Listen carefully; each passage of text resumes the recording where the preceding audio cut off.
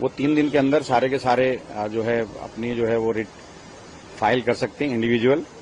और हमने जो अपनी PIL है वो विड्रॉ की है इसी कंडीशन पे कि वो सब उसमें जो है अब जाएंगे। लेकिन मेरा कहना ये है कि भाई जिस तरह से DDA का रवैया रहा है, ये पूरे पार्ट को लेकर के जो जिसने कंटेम्प्ट लगाया था वो भी 279 में आता है। उसको ये कहते हैं कि वो PM उदय का पार्ट है और बाकी PM उदय के पार्ट क्यों नहीं है। जैसे ये कहते हैं कि टोटल 279 जो खसरा है वो 34 बीघे का खसरा है, बाकी इधर चला गया उधर चला गया।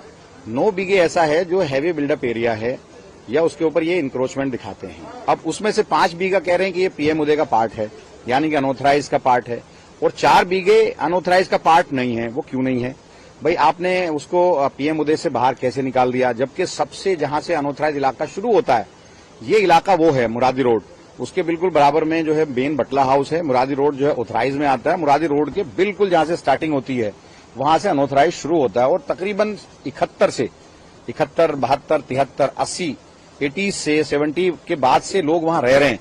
50 साल 54 साल वहां लोगों को हो गए। आपने अचानक उसको अनऑथराइज से अलग कर दिया, अचानक जो है आपने PM उदय से अलग कर दिया।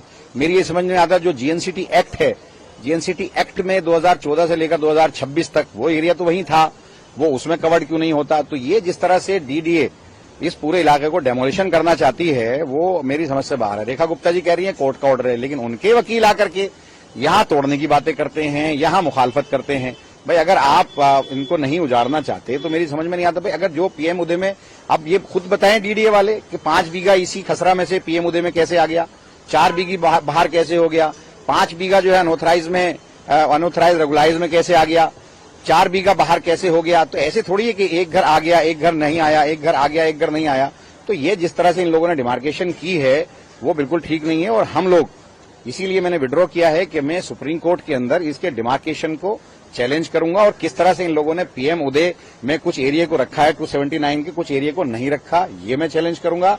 27 जो GNCT एक्ट है 2014 से 2026 तक पार्लियामेंट का एक्ट है, उससे इसको बाहर कैसे किया, अनऑथराइज का वो पार्ट है उससे कैसे बाहर किया। क्योंकि मैं वहां MLA हूं और हमेशा से मैं उस इलाके को डेवलप करता रहा हूं, MLA लेड फंड से भी, अनऑथराइज कॉलोनी के पार्ट पैसे से भी, और मैं उसको हमेशा करता रहा हूं। तो ये गलत है और ये बिल्कुल पूरी तरह से बटला हाउस को तोड़ना चाहते हैं और इसके पीछे DDA और BJP की हुकूमत पूरी तरह से लगी हुई है। DDA की तरफ से कहा गया कि सुप्रीम कोर्ट का जो आदेश है उसको कंप्लाई कर रहे हैं और इसीलिए नोटिस जो है वो लगाया गया है। सुप्रीम कोर्ट और 15 दिन का समय भी जो मौके। भाई आप ये बताइए, हम लोग सुप्रीम कोर्ट गए इस नोटिस को लेकर के, जो लोग हैं वो सुप्रीम कोर्ट गए, सुप्रीम कोर्ट ने वैकेशन बेंच ने इसको जो है खुद जो है लगाया है, उसके अंदर जो इसके अंदर बेंच सुन रही है रेगुलर बेंच के अंदर लगाया जो 15 जुलाई तक है।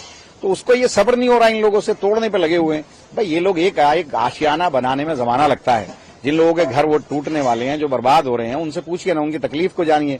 और जो लोग 70 से रह रहा है, अचानक आप उसको कहते हो कि आप अनऑथराइज का पार्ट नहीं हो, अचानक आप उसको कहते हो कि आप PM उदय का पार्ट नहीं हो।